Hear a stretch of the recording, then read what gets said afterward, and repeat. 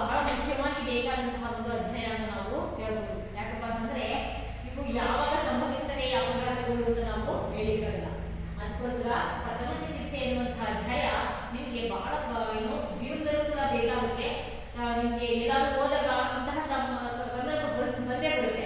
ಹಾಗಾಗಿ ಈ ಒಂದು ಅಧ್ಯಯನದಲ್ಲಿ ಬರುವಂತಹ ಅಂಶಗಳು ಬಹಳ ಮುಖ್ಯವಾಗಿ ನೀವು ತಿಳ್ಕೊಳ್ಳೇಬೇಕಾದಂತಹ ಅಂಶಗಳು ಅಂತ ಹೇಳ್ಬೋದು. ಏನಿದು ಪ್ರಥಮ ಚಿಕಿತ್ಸೆ ಅಂತಂದ್ರೆ ಫಸ್ಟ್ ಏಡ್. ಏನು ಫಸ್ಟ್ ಏಡ್ ಅಂತಂದ್ರೆ ಅಪಘಾತಗಳು ಅಥವಾ ಅವಘಡಗಳು ಸಂಭವಿಸಿದಾಗ ನಾವು ಹಾಸ್ಪಿಟಲ್ ಅಥವಾ ಡಾಕ್ಟರ್ ವೈದ್ಯರ ಹತ್ರ ಹೋಗೋದಕ್ಕಿಂತ ಮುಂಚೆ ಆ ಕ್ಷಣ ಆ ಸ್ಥಳದಲ್ಲಿಯೇ ಮಾಡುವಂತಹ ಚಿಕಿತ್ಸೆಗೆ ಪ್ರಥಮ ಚಿಕಿತ್ಸೆ ಅಂತ ಹೇಳ್ತೀವಿ. ಏನು ಅಪಘಾತಗಳು ಅಥವಾ ಅವಘಡಗಳು ಸಂಭವಿಸಿದಾಗ ವೈದ್ಯರ ಬಳಿಗೆ ಹೋಗೋದಕ್ಕಿಂತ ಮುಂಚೆ ತಕ್ಷಣ ಆ ಕ್ಷಣದಲ್ಲಿ ಆ ಸ್ಥಳದಲ್ಲಿ ಸಿಗುವಂತಹ ಸಲಕರಣೆಗಳನ್ನ ಕ್ರೋಢೀಕರಿಸಿ ಅಲ್ಲಿಯೇ ಚಿಕಿತ್ಸೆಯನ್ನು ಕೊಡೋದಕ್ಕೆ ಪ್ರಥಮ ಚಿಕಿತ್ಸೆ ಅಂತ ನಾವು ಹೇಳ್ತೀವಿ.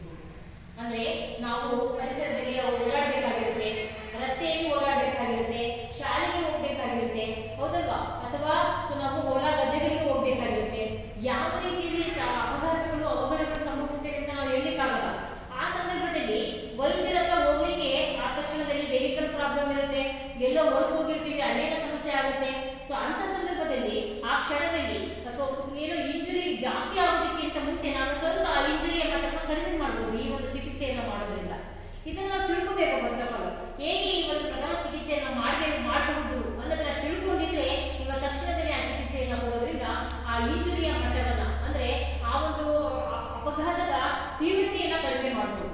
ಅಂದ್ರೆ ವೈದ್ಯರ ಹತ್ರ ಹೋಗೋದಕ್ಕಿಂತ ಮುಂಚೆ ಸೊ ನಾವಲ್ಲಿ ಏನಾದ್ರು ಒಂದು ಫಸ್ಟ್ ಏಡ್ ಅನ್ನ ಮಾಡಿದ್ರೆ ಸೊ ಆ ರೋಗಿ ಏನ್ ಮಾಡ್ತಾನೆ, ಅಲ್ಲಿ ಹೋಗೋವರೆಗೂ ಕೂಡ ಸೊ ಅಟ್ಲೀಸ್ಟ್ ಏನು ತಡ್ಕೊಂಡಿರ್ತಾನೆ. ಅದು ಇಂಜುರಿ ಡೀಪ್ ಆಗಿ ಇಂಜುರಿ ಆಗೋದನ್ನ ನಾವು ತಪ್ಪಿಸಬಹುದು. ಅಂದ್ರೆ ತೀವ್ರವಾದಂತಹ ಏನು ಅಪಘಾತ ಸಂಭವಿಸಿದಾಗಲೂ ಕೂಡ ಸೊ ತಕ್ಷಣ ನಮ್ಗೆ ಏನಾದರೂ ಒಂದು ಸ್ವಲ್ಪ ಚಿಕಿತ್ಸೆಯನ್ನು ನೀಡಿದಾಗ ಹಾಸ್ಪಿಟಲ್ಗೆ ಹೋಗುವಂತ ಸಮಯಕ್ಕೆ ಅವನಿಗೆ ಇನ್ನೂ ಜಾಸ್ತಿ ಇಂಜುರಿ ಆಗಿ ಅವನು ಸಾವು ಬದುಕಿನ ನಡುವೆ ಹೋರಾಡುವಂತಹ ಪರಿಸ್ಥಿತಿ ಬರ್ಬೋದು. ಅದನ್ನ ಸ್ವಲ್ಪ ತಪ್ಪಿಸಬಹುದು. ಅಪಘಾತದಿಂದ ಅಂದ್ರೆ ಆ ಒಂದು ಏನು ತೀವ್ರತೆ, ಒಂದು ಗಾಯದ ತೀವ್ರತೆಯಿಂದ ನಾವು ಅವರನ್ನ ಸ್ವಲ್ಪ ಕಡಿಮೆ ಮಾಡಬಹುದು, ತೀವ್ರತೆಯನ್ನು ಕಡಿಮೆ ಮಾಡಬಹುದು. ಅದಕ್ಕೆ ನಾವೇನು ಕರೀಬಹುದು ಪ್ರಥಮ ಚಿಕಿತ್ಸೆ ಅಂತ ಹೇಳ್ಬಹುದು. ಈ ಪ್ರಥಮ ಚಿಕಿತ್ಸೆ ಹಲವಾರು ಪ್ರಥಮ ಚಿಕಿತ್ಸೆಗಳಿದ್ದಾವೆ.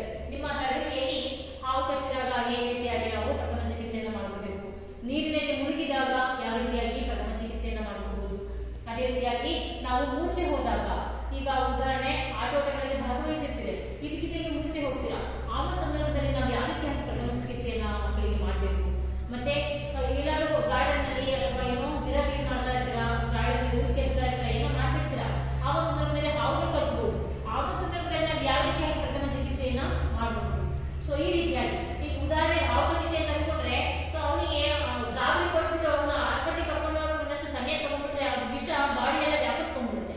ಅದ್ರ ಬದಲಾಗಿ ಅದರ ತೀವ್ರತೆಯನ್ನ ಕಡಿಮೆ ಮಾಡಬಹುದು. ನಾವು ಅದನ್ನ ಯಾವ ರೀತಿಯಾಗಿ ಮಾಡಬಹುದು ಅಂತ ನಾವು ಇವತ್ತಿನ ದಿನಗಳಲ್ಲಿ ಹೇಳ್ತಾ ಹೋಗೋಣ. ಅದೇ ರೀತಿಯಾಗಿ ನೀರಿನಲ್ಲಿ ಮುಳುಗಿದಾಗ, ಅದೇ ತರ ಏನೋ ರಸ್ತೆಯಲ್ಲಿ ಶಾಲೆಗೆ ಬರ್ತಾ ಇರ್ತೀರಾ, ಸೊ ಅಲ್ಲಿ ಏನಾದ್ರು ಯಾವ್ದಾದ್ರು ವೆಹಿಕಲ್ಗೆ ಜೊತೆಗೆ ಕುತ್ಕೊಂಡು ಅಪಘಾತ ಸಂಭವಿಸುತ್ತೆ, ಆ ಒಂದು ಸಂದರ್ಭದಲ್ಲಿ ಬ್ಲೀಡಿಂಗ್ ಆಗ್ತಾ ಇರುತ್ತೆ, ಆ ಒಂದು ಸಂದರ್ಭದಲ್ಲಿ ನಾವು ಯಾವ ರೀತಿಯಾಗಿ ಪ್ರಥಮ ಚಿಕಿತ್ಸೆಯನ್ನ ಮಾಡಬಹುದು. ಉದಾಹರಣೆಗೆ ಏನೋ ನಮ್ಮ ಶಾಲೆಯ ಒಂದು ಫೀಲ್ಡ್ ನಲ್ಲಿ ಆಟ ಆಡ್ತಿರ್ತೀರಾ, ಸೊ ಓಡ್ತಾ ಇರ್ತೀರಾ, ಬಿದ್ದು ಮೂಳೆ ಫ್ರಾಕ್ಚರ್, ಮೂಳೆ ಮುರಿತ ಆಗುತ್ತೆ, ಅಥವಾ ಸೊ ಡಿಸ್ಲೊಕೇಶನ್ ಆಗುತ್ತೆ, ಅಂದ್ರೆ ಮೂಳೆ ತಿರುಗುವಿಕೆ, ಸೊ ಈ ರೀತಿಯಾದಂತಹ ಸಮಸ್ಯೆಗಳು, ಅಥವಾ ಮಸಲಿಗೆ ಏಟ್ ಬಿಡುತ್ತೆ. ಇಂತಹ ಸಂದರ್ಭಗಳಲ್ಲಿ ನಾವು ಮೂಳೆ ಮುರಿತ ಆದಾಗ ಯಾವ ರೀತಿಯಾದಂತಹ ಪ್ರಥಮ ಚಿಕಿತ್ಸೆಯನ್ನ ಮಾಡಬೇಕು. ಸೊ ಇದ್ರ ಬಗ್ಗೆ ನಾವು ತಿಳ್ಕೊಂಡು ಹೋಗೋಣ. ಸುಟ್ಟ ಗಾಯ, ಈಗ ಒಂದು ಮನೆ ಬೆಂಕಿ ಬೀಳುತ್ತೆ, ಅಥವಾ ಸೊ ಎಲ್ಲೋ ನಾವು ಸುಟ್ಕೊಂತೀವಿ, ಸೊ ಏನೋ ಕರೆಂಟ್ ಇಂದ ಸುಟ್ಕೊಳ್ಬಹುದು, ಅಥವಾ ಬೆಂಕಿಯಿಂದ ಸುಟ್ಕೊಳ್ಬಹುದು, ಸೊ ಅಥವಾ ರಾಸಾಯನಿಕ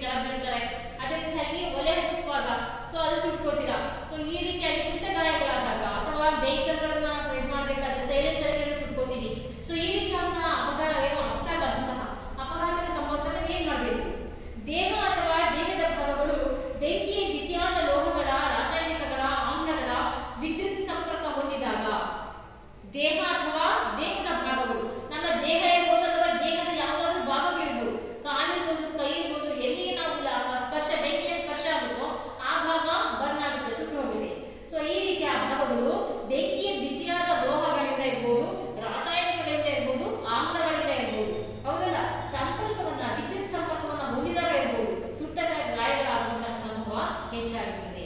ಈಗ ದೀಪಾವಳಿ ಹಬ್ಬ ಹತ್ರ ಬರ್ತಾ ಇದೆ. ಈ ದೀಪಾವಳಿ ಹಬ್ಬದಲ್ಲಿ ನಾವ್ ಏನ್ ಮಾಡ್ತೀವಿ, ಪಟಾಕಿ ಹಚ್ಚಲಿಕ್ಕೆ ಹುಮ್ಮಸ್ಸು ಜಾಸ್ತಿ. ನಮ್ಗೆ ಪಟಾಕಿ ಇರಲಿಲ್ಲ ಅಂದ್ರೆ ಹಬ್ಬನೇ ಆಗಲ್ಲ ಅನ್ನೋ ರೀತಿಯಾದ ಮನೋಭಾವ ಬೆಳೆಸ್ಕೊಂಡ್ಬಿಟ್ಟಿರ್ತೀವಿ. ಹಾಗಾಗಿ ಮಕ್ಕಳಲ್ಲಿ ಹೆಚ್ಚಾಗಿ ಇನ್ನೂ ಸಹ ಆಸೆ ಇರುತ್ತೆ, ಏನೋ ನಾವು ದೊಡ್ಡ ದೊಡ್ಡ ಪಟಾಕಿಗಳನ್ನ ಹೊಡಿಬೇಕು, ಆನೆ ಪಟಾಕಿ, ಆಟಲ್ ಬಾಂಬ್ಗಳನ್ನೆಲ್ಲ ಹೊಡಿಬೇಕು ಅಂತ ಆಸೆ ಇರುತ್ತೆ, ಹೌದಲ್ಲ. ಸುಸುರು ಬತ್ತಿ ಇರ್ಬೋದು, ಪಿನ್ಕುಂಡ, ಇಂತಹ ಪಟಾಕಿಗಳನ್ನ ಹಚ್ಚಬೇಕು. ಹಬ್ಬ ಅಂದ್ರೆ ಸಡಗರದಿಂದ ಆಗಬೇಕು ಅಂದ್ರೆ ಪಟಾಕಿ ಇರಬೇಕು ಅನ್ನುವಂಥ ಮನೋಭಾವ ಹೆಚ್ಚಾಗಿರುತ್ತೆ. ಇದರಿಂದ ಪರಿಸರ ಮಾಲಿನ್ಯನೂ ಆಗುತ್ತೆ. ಆದ್ರೆ ನಾವು ಅದನ್ನ ಅರ್ಥ ಮಾಡ್ಕೊಳ್ಳೋದೇ ಇಲ್ಲ. ಅದರಿಂದ ಸಹ ಏನ್ ಮಾಡ್ತೀವಿ, ಅದು ಪಟಾಕಿಗಳನ್ನ ಹಚ್ಚಿಸುವಂತಹ ರೀತಿ ಸರಿಯಾಗಿ ಗೊತ್ತಿಲ್ಲದೆ ನಾವ್ ಏನ್ ಮಾಡ್ತೀವಿ, ಎಷ್ಟೋ ಮಕ್ಕಳುಗಳು ಕಣ್ಣನ್ನ ಕಳ್ಕೊಳ್ತಾರೆ. ಈ ರಾಕೆಟ್ ಪಟಾಕಿಗಳು ನೋಡಿದಿರ ನೀವು, ಅವುಗಳು ಈ ಬಾಟಲ್ಗಳಿಗೆ ಚುಚ್ಚಿಬಿಟ್ಟು ಮದ್ದಿರ್ತದೆ, ಅಲ್ಲಿ ಬೆಂಕಿ ಕಡೆ ಹಚ್ಚುತ್ತಾರೆ. ಹಚ್ಚಿದ ತಕ್ಷಣ ಅದು ಏನ್ ಬೇಕು ಹಂಗೆ ಹೋಗುತ್ತೆ. ಅದು ಮಾರ್ಕ್ ಆ ಕಡೆಗೆ ಮಾರ್ಕ್ ಇದ್ರೆ ಅದು ಈ ಕಡೆ ಎಲ್ಲೋ ಹೋಗಿ ಕಣ್ಣಿಗೆ ಎತ್ಕೊಳ್ಳುವಂತಹ, ಮನೆ ಒಳಗೆ ಹೋಗುವಂತಹ ಎಷ್ಟೋ ಅಪಘಾತಗಳು ಸಂಭವಿಸ್ತವೆ. ಹಳ್ಳಿ ಕಡೆ ಆದ್ರೆ ಹುಲ್ಲಿನ ಬಡವೆಗಳನ್ನ ಹಾಕೊಂಡಿರ್ತಾರೆ, ಅವರು ಹಿತ್ತುಗಳಲ್ಲಿ ಹುಲ್ಲುಗಳನ್ನ ಇಟ್ಕೊಂಡು ಹುಲ್ಲನ್ನ ಅಷ್ಟು ಶೇಖರಣೆ ಮಾಡ್ಕೊಂಡಿರ್ತಾರೆ ಹಸು ಕರುಗಳಿಗೆ. ಸೊ ಏನಾಗುತ್ತೆ, ಈ ಪಟಾಕಿ ಹೋಗಿ ಈ ರಾಕೆಟ್ಗಳು ಹೋಗಿ ಅಲ್ಲಿ ಬೀಳೋದ್ರಿಂದ ಆ ಹುಲ್ಲು ಏನಾಗುತ್ತೆ, ಮೊದಲೇ ಒಣಗಿರುತ್ತಲ್ಲ, ಆ ಬೆಂಕಿ ಕಾವಿಗೆ ಹಚ್ಕೊಂಡು ಬಿಡುತ್ತೆ. ಈ ರೀತಿಯಾದ ಬಹಳಷ್ಟು ಏನಾಗುತ್ತೆ, ತೊಂದರೆಗಳಾಗುತ್ತೆ ಇದರಿಂದ. ಆದ್ರೂ ಸಹ ನಾವೇನ್ ಮಾಡ್ತೀವಿ, ಹಬ್ಬಗಳು ಬಂತು, ದೀಪಾವಳಿ ಹಬ್ಬ ಬಂತು ಅಂದ್ರೆ ಬೆಳಗಿನ ಹಬ್ಬ, ಸೊ ದೀಪಾವಳಿ ಪಟಾಕಿ ಹಚ್ಚಿಸಲೇಬೇಕು ಅಂತೀವಿ. ಈ ಪಟಾಕಿಗಳನ್ನ ಹಚ್ಚಿಸುವಾಗ ಸಹ ಕೈಗಳನ್ನ ನಾವು ಸುಡ್ಕೋತೀವಿ. ಕೈ ಇರ್ಬೋದು, ಕಣ್ಣು ಹೋಗ್ತವೆ ಕೆಲವು ಸರಿ. ಆ ಮದ್ದಿನ ವಾಸನೆ, ಆ ಒಂದು ಪಟಾಕಿ ಬಳಸುವಂತಹ ರಾಸಾಯನಿಕ ಇದೆಯಲ್ಲ ಮದ್ದು, ಅದರ ವಾಸನೆನ ಕುಡಿಯೋದ್ರಿಂದ ಸಹ ನಮಗೆ ಶ್ವಾಸಕೋಶ ಸಂಬಂಧಿ ಕಾಯಿಲೆಗಳು ಬರ್ತವೆ, ಅಸ್ತಮಾದಂತಹ ಕಾಯಿಲೆಗಳು ಬರ್ತವೆ. ಸೊ ಆದ್ರೂ ಕೂಡ ನಾವು ಏನ್ ಮಾಡ್ತೀವಿ, ಸುರಕ್ಷತಾ ನಿಯಮಗಳನ್ನ ಪಾಲಿಸದೆ ಪಟಾಕಿಗಳನ್ನ ಬೇಗ ಹಚ್ಚುತ್ತೀವಿ, ಹೌದಲ್ವಾ. ಸೊ ನೋಡಿ, ಶಬ್ದ ಮಾಲಿನ್ಯ ಆಗುತ್ತೆ, ವಯಸ್ಸಾದಂತವರಿಗೆ ಬಹಳ ಕಿರಿಕಿರಿ ಆಗುತ್ತೆ ಆ ಸೌಂಡ್ ಇಂದ, ಹೌದಲ್ಲ. ಕೆಲವರು ಎದುರುತ್ತಾರೆ, ಹಸು ಕರುಗಳು ಗಾಬರಿ ಆಗ್ತವೆ, ಸೊ ಪ್ರಾಣಿ ಪಕ್ಷಿಗಳೆಲ್ಲ ಹಾರುತ್ತವೆ ಎದುರುಕೊಂಡು. ಸೊ ಆದ್ರೂ ಕೂಡ ನಾವು ಏನ್ ಮಾಡ್ತೀವಿ, ಶಬ್ದ ಮಾಲಿನ್ಯವನ್ನ ಮಾಡ್ಕೊಂಡು ಬೇರೆ ತೊಂದರೆಯನ್ನು ಕೊಡ್ಕೊಂಡು ಪಟಾಕಿಗಳನ್ನ ಹಚ್ಚಿಸ್ತೀವಿ. ಈ ದೀಪಾವಳಿ ಹಬ್ಬ ಅಥವಾ ಇನ್ನಿತರೆ ಸಂದರ್ಭಗಳಲ್ಲಿ ಪಟಾಕಿಗಳನ್ನ ಅಜಾಗರೂಕತೆಯಿಂದ ಸಿಡಿಸುವಾಗ ಜಾಗರೂಕತೆ ಇಲ್ಲದೆ ಇರೋದು, ಸುರಕ್ಷತಾ ನಿಯಮಗಳನ್ನ ಪಾಲಿಸ್ತಾ ಇರೋದು, ಯಾವ ರೀತಿಯಾದಂತಹ ದೂರದಲ್ಲಿ ಜನವಸತಿ ಜನಗಳಿಲ್ಲದೆ ಇರುವಂತಹ ಸ್ಥಳದಲ್ಲಿ ಪಟಾಕಿ ಹಚ್ಚಿಸಬೇಕು. ಪಟಾಕಿ ಹಚ್ಚಿಸೋದಕ್ಕೆ ಧೈರ್ಯ ಬೇಕು ಮುಖ್ಯವಾಗಿ. ಆಮೇಲೆ ಪಟಾಕಿಗಳು ಹೇಗೆ ಬೇಕಾದ್ರೂ ಸಿಡಿಬಹುದು, ಅದಕ್ಕೋಸ್ಕರ ದೂರದಿಂದ ನಿಂತ್ಕೊಂಡು ಪಟಾಕಿಯನ್ನು ಹಚ್ಚಿಸಬೇಕು. ಸೊ ಈ ರೀತಿಯಾದ ಸುರಕ್ಷತಾ ನಿಯಮಗಳನ್ನ ಪಾಲಿಸೋದೇ ಇಲ್ಲ ನಾವು, ಒಟ್ಟಾಗಿ ಢಮ್ ಸಿಡಿಸ್ತಾ ಇರೋದೇ, ಹೌದಲ್ಲ. ಸೊ ಕೈಗೆ ಹಿಡ್ಕೊಂಡು ಹಚ್ಚಿದ್ರೆ ಎಸಿತಾರೆ ಕೆಲವರೆಲ್ಲ, ಕೈಗೆ ಹಿಡ್ತಾರೆ ಹಚ್ಚಿಬಿಟ್ಟು ದೂರ ಎಸೆಯೋದು, ಶೋ ಕೊಡೋದೇ. ಇಂತಹ ಒಂದು ಪ್ರವೃತ್ತಿಯಿಂದಲೂ ಸಹ ನಾವು ಸುಟ್ಟ ಗಾಯಗಳನ್ನ ಮಾಡ್ಕೊಳ್ತೀವಿ. ಮತ್ತು ಸೊ ಏನು, ಮನೆಯಲ್ಲಿ ಅಡುಗೆಗೆ ಬಳಸುವಂತಹ ಸ್ಟವ್ಗಳಿಂದಲೂ ಸುಟ್ಟ ಗಾಯಗಳಾಗುವಂತಹ ಸಂಭವ ಇರ್ತದೆ. ಸೊ ಮನೆಗಳಲ್ಲಿ ಉರುವನ್ನು ಬಳಸಿ ಅಡುಗೆ ಮಾಡುವಂತಹ ಸಂದರ್ಭದಲ್ಲೂ ಕೂಡ ನಾವು ಬೆಂಕಿಯನ್ನು ಸುಟ್ಕೊಳ್ತೀವಿ. ಅದೇ ರೀತಿಯಾಗಿ ಸ್ಟವ್ಗಳು, ಸೊ ಏನಪ್ಪಾ ಅಂತಂದ್ರೆ ಇವುಗಳು ಬಹಳ ಡೇಂಜರಸ್. ಯಾಕಪ್ಪ ಅಂದ್ರೆ ಸಿಲಿಂಡರ್ಗಳು ಬ್ಲಾಸ್ಟ್ ಆಗುವಂಥದ್ದು, ಹೌದಲ್ವಾ. ಸೊ ಅದೇ ರೀತಿಯಾಗಿ ಕುಕ್ಕರ್ಗಳು ಬ್ಲಾಸ್ಟ್ ಆಗುವಂಥದ್ದು. ಸೊ ಗ್ಯಾಸ್ ಹಚ್ಚಿಸುವಾಗ ಸೊ ನಾವು ಸರಿಯಾಗಿ ಆ ಲಿಡ್ಗಳನ್ನು ಮುಚ್ಚದೇ ಇದ್ದಾಗ ಅಥವಾ ಆ ಲಿಡ್ಗಳಲ್ಲಿ ಏನಾದ್ರು ಕಟ್ಕೊಂಡಾಗ ಕುಕ್ಕರ್ಗಳು ಬ್ಲಾಸ್ಟ್ ಆಗ್ತಾರೆ. ಆ ಸಂದರ್ಭದಲ್ಲಿ ಏನಾಗುತ್ತೆ, ಅಲ್ಲಿ ಅಡುಗೆ ಮಾಡಿದಂತಹ ಸೊ ಮಹಿಳೆ ಸುಟ್ಟು ಮೈಯೆಲ್ಲ ಗಾಯ ಆಗುತ್ತೆ, ಮುಖ ಎಲ್ಲ ಗಾಯ ಆಗುತ್ತೆ. ಇಂತಹ ಸಂದರ್ಭದಲ್ಲಿ ನಾವು ಏನು ಪ್ರಥಮ ಚಿಕಿತ್ಸೆಯನ್ನ ಮಾಡಬಹುದು. ಈ ರೀತಿಯಾಗಿ ಅಡುಗೆ ಮನೆಯಲ್ಲಿ ಸ್ಟವ್ಗಳನ್ನ ಬಳಸುವಾಗ ಸಹ ಸುಟ್ಟ ಗಾಯಗಳಾಗುವಂತಹ ಸಂಭವ ಹೆಚ್ಚಾಗಿರುತ್ತೆ. ಕೆಲವು ಸಾರಿ ಸುಟ್ಟ ಗಾಯಗಳಿಂದ ಅಂಗನ್ಯೂನ್ಯತೆ ಅಥವಾ ತೀವ್ರ ಗಾಯಗಳಿಂದ ಸಾವು ಸಹ ಸಂಭವಿಸಬಹುದು. ಅಂಗಾಂಗಗಳ ನ್ಯೂನ್ಯತೆ ಆಗುತ್ತೆ. ನಾನು ಅವಾಗ ಹೇಳಿದೆ ನಿಮಗೆ, ಸಿಲಿಂಡರ್ಗಳು ಬ್ಲಾಸ್ಟ್ ಆಯ್ತು ಅಂತಂದ್ರೆ ಮೈಯೆಲ್ಲ ಸುಟ್ಟು ಗಾಯಗಳಾಗಿ ಬೊಬ್ಬೆಗಳು ಬಂದ್ಬಿಟ್ಟು ಅವರಿಗೆ ಆ ಉರಿಯೂತವನ್ನು ತಡೆಯಲಿಕ್ಕೆ ಆಗದೇ ಕೆಲವು ಸರಿ ಸತ್ತು ಹೋಗ್ತಾರೆ. ಜೊತೆಗೆ ಪಟಾಕಿಗಳನ್ನು ಸಿಡಿಸುವಾಗ ಅಂಗಾಂಗಗಳ ನ್ಯೂನ್ಯತೆ ಆಗುತ್ತೆ. ಹೇಳಿದ್ರೆ ರಾಕೆಟ್ ಅಂತಹ ಒಂದು ಅಪಾಯಕಾರಿ ಪಟಾಕಿಯನ್ನು ಹಚ್ಚಿಸುವಾಗ ಅದು ಏನೋ ಹೋಗಿ ಕಣ್ಣಿಗೆ ಚುಚ್ಕೋಬಹುದು, ಹೌದಿಲ್ಲ. ಸೊ ಇದರಿಂದ ಕಣ್ಣು ಕುರುಡು, ಅವನಿಗೆ ಲೈಫ್ ಅಲ್ಲಿ ಕಣ್ಣುಗಳು ಬರೋದಿಲ್ಲ. ಏನೋ ಹಾಸ್ಪಿಟಲ್ ಕರ್ಕೊಂಡು ಹೋದ್ರು ಅಷ್ಟೇ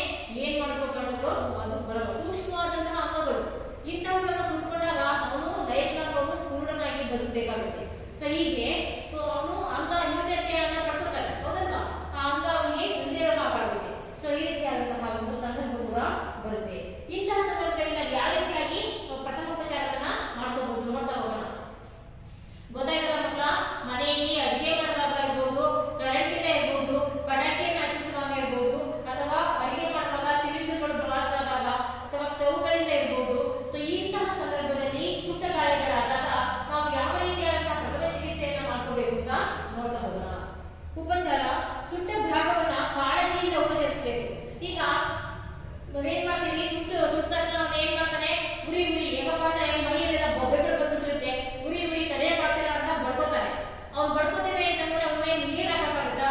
ಸೊ ನೀರ್ ಹಾಕಿದ್ರೆ ತೊಂದರೆ ಆಗುತ್ತೆ. ಸೊ ಆಗ ಯಾವ ರೀತಿಯಾಗಿ ಅವರನ್ನ ನಾಜೂಕಾಗಿ ಅಂದ್ರೆ ತುಂಬಾ ಹುಷಾರಾಗಿ ಸುಧಾರಿಸಬೇಕು ನೋಡೋಣ. ಸುಟ್ಟ ಭಾಗವನ್ನ ಕಾಳಜಿಯಿಂದ ಉಪಚರಿಸಬೇಕು, ತುಂಬಾ ನಾಜೂಕಾಗಿ ಕಾಳಜಿಯಿಂದ ಉಪಚರಿಸಬೇಕಾಗುತ್ತೆ. ಬಟ್ಟೆಗೆ ಬೆಂಕಿ ಬಿದ್ದಾಗ ಗಾಬರಿಯಿಂದ ಓಡಾಡಬಾರ್ದು.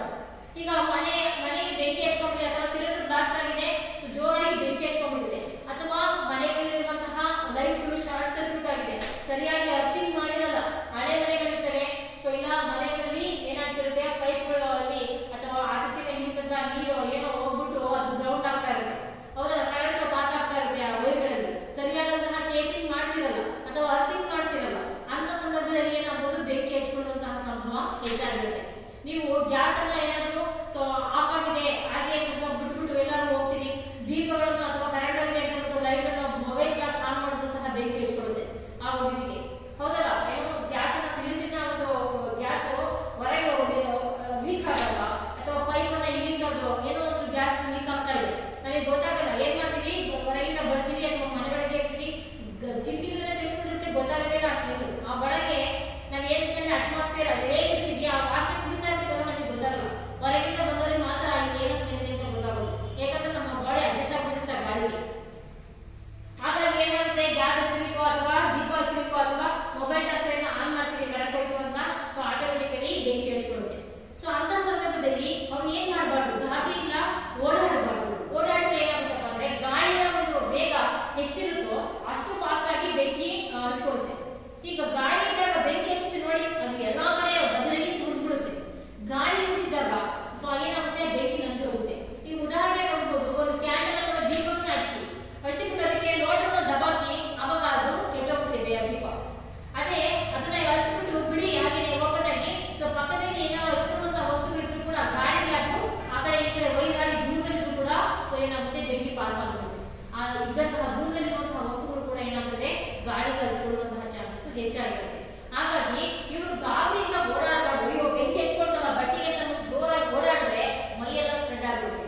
ಅವ್ರೇನ್ ಮಾಡ್ಬೇಕು, ಗಾಳಿ ಇದಾದಂಗೆ ಅದನ್ನ ಕೂತ್ಕೊಬಿಡ್ಬೇಕು, ಒಂದ್ ಕಡೆ ಸುಮ್ಮನೆ ಕೂತ್ಕೊಬಿಡ್ಬೇಕು. ಅದು ಹೆಚ್ಚು ಸ್ಪ್ರೆಡ್ ಆಗ್ತಿರೋ ಹಾಗೆ ಗಾಬರಿ ಪಡ್ಕೋಬಾರ್ದು, ಓಡಾಡಬಾರ್ದು ಅಷ್ಟೇ. ಅರ್ಥ ಆಯ್ತಾ ಮಕ್ಕಳ?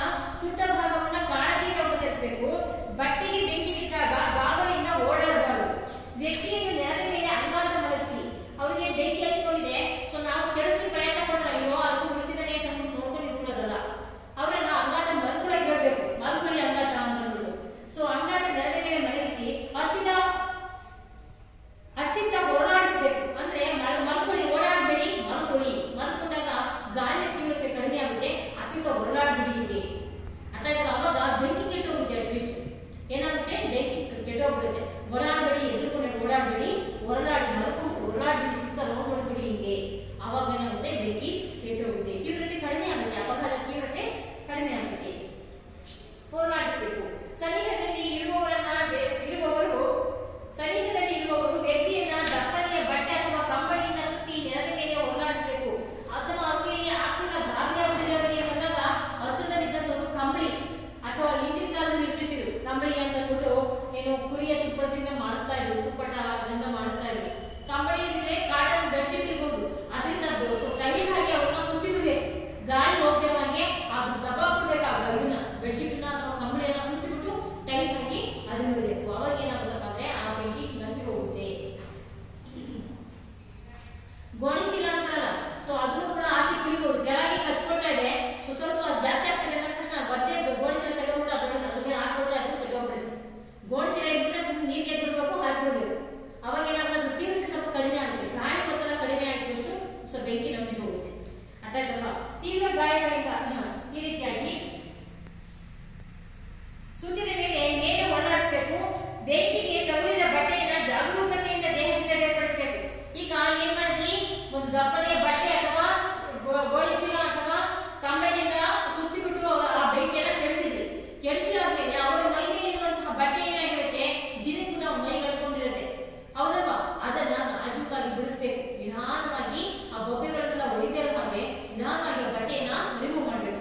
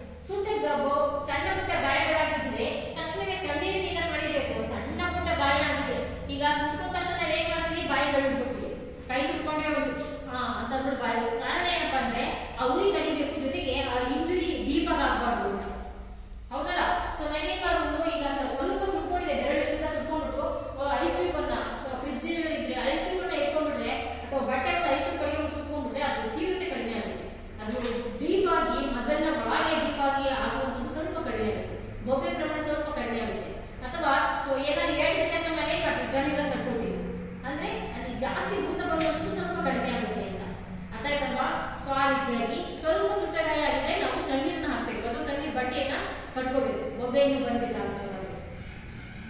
ಸಣ್ಣ ಪುಟ್ಟ ಗಾಯಗಳಾಗಿದ್ದರೆ ತಕ್ಷಣ ತಣ್ಣೀರನ್ನೇ ತೊಳಿಬೇಕು. ನಂತರ ಗಾಯಕ್ಕೆ ಸೋಡಿಯಂ ಬೈಕಾರ್ಬೊನೇಟ್ ದ್ರಾವಣವನ್ನ ನಯವಾಗಿ ಲೇಪಿಸಬೇಕು. ಮನೆಯಲ್ಲೇನಾದ್ರೂ ಇಟ್ಕೊಂಡಿದ್ರೆ ಸೋಡಿಯಂ ಬೈಕಾರ್ಬೊನೇಟ್ ಈ ಒಂದು ದ್ರಾವಣವನ್ನ ಸೋಡಿಯಂ ಬೈಕಾರ್ಬೊನೇಟ್ ಈ ಒಂದು ಸೋಡಿಯಂ ಬೈಕಾರ್ಬೊನೇಟ್ ದ್ರಾವಣವನ್ನ ಆ ಒಂದು ಆಯಿಂಟ್ಮೆಂಟ್ ಅಥವಾ ದ್ರಾವಣ ಅಂದ್ರೆ ದ್ರವ ರೂಪದ ಒಂದು ಲಿಕ್ವಿಡ್ ಅದು ಅದನ್ನ ಏನ್ ಮಾಡಬೇಕು ಆ ಬೊಬ್ಬೆಗಳಿರೋ ಆಗಿರುವಂತಹ ಜಾಗದಲ್ಲಿ ಹಚ್ಚಬೇಕು, ನಯವಾಗಿ ಲೇಪಿಸಬೇಕು, ನಿಧಾನವಾಗಿ ಅದನ್ನ ಅವರು ಹಚ್ಚಬೇಕು. ಆಗ ಅವರಿಗೆ ಉರಿಕೂತ ಸ್ವಲ್ಪ ಕಡಿಮೆ ಆಗಿದೆ, ಆ ಬೊಬ್ಬೆಗಳನ್ನ ಸೀಳಬಾರ್ದು. ಈ ಒಂದು ಮನೆಯಲ್ಲಿ ಇಟ್ಕೊಂಡಿದ್ರೆ ಈ ಸೋಡಿಯಂ ಬೈಕಾರ್ಬೊನೇಟ್ ಅನ್ನ ನಯವಾಗಿ ಹಚ್ಚಬೇಕು. ನಂತರ ಗಾಯಗಳಿಗೆ ಮುಲಾಮುಗಳನ್ನ ನದಿಯಾಗಿ ಗಾಯ ಮಾಸುವವರೆಗೆ ಹಚ್ಚಬೇಕು. ಈ ಬರ್ನಲ್ ಇರುತ್ತೆ ಮನೆಗಳಲ್ಲಿ ಸಾಮಾನ್ಯ ಸುತ್ತ ಗಾಯಗಳಾದಾಗ ಅಂತ ಅಂದ್ಬಿಟ್ಟು ಬರ್ನಲ್ ನ ಇಟ್ಕೊಂಡಿರ್ತಾರೆ. ಈ ಬರ್ನಲ್ ಅಥವಾ ಆಯಿಂಟ್ಮೆಂಟ್ ಇರ್ತಾವಲ್ಲ ಇಂಥವ್ರನ್ನ ಆ ಗಾಯ ಮಾಯುವವರೆಗೆ ಹಚ್ತಾ ಇರ್ಬೇಕು ದಿನ. ಯಾಕಪ್ಪ ಅಂದ್ರೆ ಅದು ಬೊಬ್ಬೆ ಹಾಕಿ ಬೊಬ್ಬೆ ಎಲ್ಲ ಪೂರ್ತಿಯಾಗಿ ಅದರೊಳಗಿರುವಂತಹ ಪಸ್ಸೆಲ್ಲ ಬೊಬ್ಬೆ ಹೊಡೆದು ಅದೇ ಕದೇನೆ ಹೊಡೆದು ಅದರಲ್ಲಿರುವಂತಹ ನೀರು ಅಥವಾ ಏನು ಪಸ್ಸು ಅದೆಲ್ಲ ಹೊರಹೋಗಿ ನಂತರದಲ್ಲಿ ಕೂತು ಒಣಗಿ ನಿಧಾನವಾಗಿ ಹೋಗುತ್ತೆ. ಹೌದಲ್ಲ, ಅಲ್ಲಿವರೆಗೂ ಕೂಡ ನಿಧಾನವಾಗಿ ಅದನ್ನ ಆ ಆಯಿಂಟ್ಮೆಂಟ್ ಅನ್ನ ಹಚ್ತಾನೆ ಇರಬೇಕು, ಗಾಯ ವಾಸಿ ಆಗುವುದು ಕೂಡ. ನೆಕ್ಸ್ಟ್, ಅಪಘಾತಕ್ಕೆ ಒಳಗಾದ ವ್ಯಕ್ತಿಯು ನಿಶ್ಶಬ್ದನಾಗಿದ್ದರೆ ಬಿಸಿ ಪಾನೀಯವನ್ನು ನೀಡಬೇಕು. ಈಗ ಅಪಘಾತ ಅಥವಾ ಏನಾಗಿದೆ ಸುಟ್ಟ ಗಾಯಕ್ಕೆ ಒಳಗಾದ ವ್ಯಕ್ತಿ ತುಂಬಾ ನಿಶ್ಶಬ್ದಿಯಾಗಿದ್ದಾನೆ, ಅವನಿಗೆ ಉಸಿರಾಡೋದು ಅಥವಾ ಭಯದಿಂದ ಗಾಬರಿ ಆಗ್ತಿದ್ದಾನೆ, ಅವನಿಗೆ ಇದು ಮಾಡಬಾರ್ದು, ಗಾಬರಿ ಪಡಿಸಬಾರ್ದು. ಓಕೆ, ಏನ್ ಮಾಡಿಲ್ಲ, ಹಾಸ್ಪಿಟಲ್ಗೆ ಹೋಗೋಣಂತೆ, ಸ್ವಲ್ಪ ಬಿಸಿ ಪಾನೀಯ ಏನಾದ್ರು ಬಿಸಿ ನೀರಿರ್ಬೋದು ಅಥವಾ ಕಾಫಿ ಟೀ ಇರ್ಬೋದು ಅವನಿಗೆ ಕೊಟ್ಟು ಸಮಾಧಾನ ಮಾಡಬೇಕು. ಅರ್ಥ ಆಯ್ತಲ್ಲ, ಸ್ವಲ್ಪ ಸಮಾಧಾನವಾಗಿ ಹೋಗೋಣಂತೆ. ತಾಳ್ಮೆ, ಅವನಿಗೆ ಏನ್ ಮಾಡ್ಬೇಕು, ಗಾಬರಿ ಆಗದೆ ಹಾಗೆ ಅವನ ಮನಸ್ಸನ್ನ ಒಂದು ಏನು ಸ್ಥಿರದಲ್ಲಿ ಇಟ್ಕೊಳ್ಳೋ ಹಾಗೆ ಅವನನ್ನ ಹೇಳ್ಬೇಕು ಅವನಿಗೆ. ಅಪಘಾತಕ್ಕೆ ಒಳಗಾದಂತಹ ವ್ಯಕ್ತಿಯು ನಿಶ್ಶಬ್ದನಾಗಿದ್ದರೆ ಅವನಲ್ಲಿ ಏನು ಮೆಡಿಸಿನ್ ಕೊಡೋದಕ್ಕೂ ಕೂಡ ಶಕ್ತಿ ಇಲ್ಲ, ಆ ರೀತಿಯಾಗಿ ನಿಶಕ್ತಿಯನ್ನ ಹೊಂದಿದ್ರೆ ಬಿಸಿ ಪಾನೀಯಗಳನ್ನ ನೀಡಬೇಕು. ಅವನಿಗಿನ್ನ ಅವನು ಶಕ್ತಿಯಾಗಿದ್ದಾನೆ, ನಡ್ಕೊಂಡು ಹೋಗ್ತಾನೆ ಬರ್ತಾನೆ ಅಂತಂದ್ರೆ ಅವನ ತಕ್ಷಣಕ್ಕೆ ಹಾಸ್ಪಿಟಲ್ಗೆ ಕರ್ಕೊಂಡು ಹೋಗ್ಬೇಕು. ಗೊತ್ತಾಯ್ತಲ್ಲ ಪ್ರಥಮ ಚಿಕಿತ್ಸೆಯನ್ನ ಹೇಗ್ ಮಾಡ್ಬೇಕು ಅಂತ ಅಂದ್ಬಿಟ್ಟು. ಮಕ್ಕಳ ಪ್ರಥಮ ಚಿಕಿತ್ಸೆ ಮಾಡಬೇಕು ಯಾರು ಕೂಡ ವೈದ್ಯರಲ್ಲ, ಅದನ್ನ ಮನಸ್ಸಿನಲ್ಲಿ ಇಟ್ಕೊಳ್ಳಿ. ಸೊ ನನಗೆ ಗೊತ್ತು, ಶಾಲೆಯಲ್ಲಿ ಹೇಳ್ಕೊಟ್ಟಿದ್ದಾರೆ ಪ್ರಥಮ ಚಿಕಿತ್ಸೆ ಹೇಗ್ ಮಾಡೋದು ಅಂತ ಅಂದ್ಬಿಟ್ಟು ಹಾಸ್ಪಿಟಲ್ ಕರ್ಕೊಂಡು ಹೋಗೋದ್ರೆ ವಿಳಂಬ ಯಾವ ಕಾರಣಕ್ಕೂ ಮಾಡಬೇಡಿ. ಅರ್ಥಾಯ್ತಲ್ಲ, ತಕ್ಷಣದಲ್ಲಿ ಏನಾದ್ರೂ ಮಾಡಬೇಕು ಅಂತಂದ್ರೆ ಆ ಬೆಂಕಿ ನಂದಿಸುವಂತಹ ಕಾರ್ಯ ಅದು ಪ್ರಥಮ ಚಿಕಿತ್ಸೆ ಇದ್ದಂಗೆ. ಅದೇ ರೀತಿಯಾಗಿ ಮೈ ಮೇಲೆ ಅಂಟಿಕೊಂಡಂತಹ ಬಟ್ಟೆಯನ್ನು ನಿಧಾನವಾಗಿ ಮೆಲ್ಲಗಾಗಿ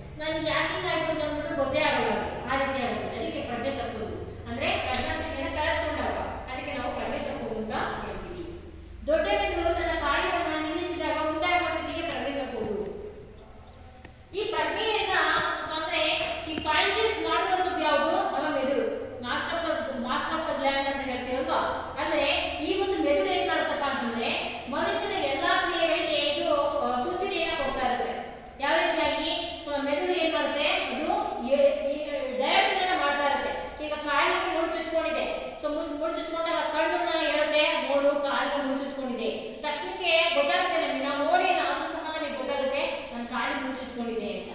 ಆಗ ಸೊ ಕಣ್ಣಿಗೆ ಹೇಳುತ್ತೆ, ಆಜ್ಞೆ ಮಾಡುತ್ತೆ, ಸಂಜ್ಞೆಯನ್ನ ಮಾಡುತ್ತೆ, ನೋಡು ಎಲ್ಲಿ ಚುಚ್ಕೊಂಡಿದೆ ಅಂತ. ಸೊ ಕೈಗೆ ಆಜ್ಞೆ ಮಾಡುತ್ತೆ, ಮುಳ್ಳು ತೆಗ್ದಾಕು ಅಂತ. ಆನಂತರ ಕೈ ಆ ಕೆಲಸವನ್ನ ಮಾಡುತ್ತೆ, ಕಣ್ಣು ನೋಡುತ್ತೆ ಎಂತ ಮುಳ್ಳದು, ಮುಳ್ಳು ಮುಳ್ಕೊಂಡು ಹೋಗಿದೆಯೋ ಅಥವಾ ದಪ್ಪ ಮುಳ್ಳು ಅಂತ ನೋಡುತ್ತೆ ಕಣ್ಣು, ಹೌದಲ್ಲ. ಆನಂತರ ಮೆಸೇಜನ್ನ ಕೊಡುತ್ತೆ, ಅದನ್ನ ತೆಗೆದುಬಿಡು ಆ ಮುಳ್ಳನ್ನ, ಇಲ್ಲ ನೋವು ಜಾಸ್ತಿ ಆಗ್ತಾ ಇದೆ. ಆಗ ಕಣ್ಣೀರು ತಂತಾನಾಗಿ ಬರುತ್ತೆ, ಕಣ್ಣುಗಳು ನೀರನ್ನು ಸುರಿಸ್ತವೆ. ಯಾವ ದೇಹದ ಯಾವ ಅಂಗಾಂಗಗಳಿಗೆ ಪೆಟ್ಟೆ ಆದ್ರೂ ಸಹ ಕಣ್ಣುಗಳು ನೀರು ಸುರಿಸ್ತವೆ. ಈ ಎಲ್ಲಾ ಕೆಲಸವನ್ನ ಯಾವ್ದು ಮಾಡುತ್ತೆ? ನಮ್ಮ ಮೆದುಳು, ಹೌದಲ್ಲ. ಸೊ ಈ ಮೆದುಳು ತನ್ನ ಕಾರ್ಯವನ್ನ ನಿಲ್ಲಿಸಿದಾಗ, ದೊಡ್ಡ ಮೆದುಳು ತನ್ನ ಕಾರ್ಯವನ್ನ ನಿಲ್ಲಿಸಿದಾಗ ಅದಕ್ಕೆ ನಾವು ಪ್ರಜ್ಞೆ ತಪ್ಪುವುದು ಅಂತ ಹೇಳ್ತೀವಿ. ಅದಾದ ಒಂದು ಕಾಯಿಲೆಗೆ ಮಕ್ಕಳ ಸ್ಟ್ರೋಕ್ ಅಂತ ಹೇಳ್ತಾರೆ ನಾವು, ಪಾರ್ಶ್ವವಾಯು. ಓಕೆ, ಏನು ಪಾರ್ಶ್ವವಾಯು? ಸೊ ಇದು ನೋಡಿ, ನಮ್ಮ ಮೆದುಳಿನಲ್ಲಿ ಹಿಮ್ಮೆದುಳು ಮುಮ್ಮೆದುಳು ಅಂತ ಇರುತ್ತೆ. ಸೊ ಇಲ್ಲಿ ಈ ಒಂದು ಮೆದುಳು ಈ ಕಡೆ ಪಾರ್ಟ್ ಕಂಟ್ರೋಲ್ ಮಾಡ್ತಾ ಇರುತ್ತೆ, ಈ ಕಡೆ ಮೆದುಳು ಈ ಒಂದು ಪಾರ್ಟ್ ಅನ್ನ ಕಂಟ್ರೋಲ್ ಮಾಡ್ತಾ ಇರುತ್ತೆ. ಸೊ ಈ ಒಂದು ಪಾರ್ಟ್ ನಮಗೆ ಒತ್ತಡ ಜಾಸ್ತಿ ಆದಾಗ, ಸೊ ಇತ್ತೀಚಿನ ದಿನಗಳಲ್ಲಿ ಹೆಚ್ಚಾಗಿ ಬರ್ತಿರುವಂತಹ ಕಾಯಿಲೆ ಸ್ಟ್ರೋಕ್ ಅನ್ನುವಂಥದ್ದು, ಅಂದ್ರೆ ಪಾರ್ಶ್ವವಾಯು, ಹೌದಲ್ಲ. ಸೊ ಅದಕ್ಕೆ ಮೆದುಳಿಗೆ ಒತ್ತಡ ಜಾಸ್ತಿ ಆದಾಗ ಸೊ ಅದೇನ್ ಮಾಡುತ್ತೆ, ತನ್ನ ಕಾರ್ಯಭಾರವನ್ನ ನಿಲ್ಲಿಸ್ಬಿಡುತ್ತೆ. ಎಷ್ಟು ಅಂತ ಮರೆ ಮಾಡುತ್ತೆ, ನಾವು ಮೇಲಿನ ಮೇಲೆ ಟೆನ್ಷನ್ ಮಾಡ್ಕೊಂತ ಇದ್ದಷ್ಟು ಸೊ ನಮಗೆ BP ಜಾಸ್ತಿ ಆದಾಗ ಸ್ಟ್ರೋಕ್ ಆಗುವಂತಹ ಚಾನ್ಸಸ್, ಹಾರ್ಟ್ ಅಟ್ಯಾಕ್ ಆಗುವಂತಹ ಚಾನ್ಸಸ್ ಹೆಚ್ಚಾಗಿರುತ್ತೆ.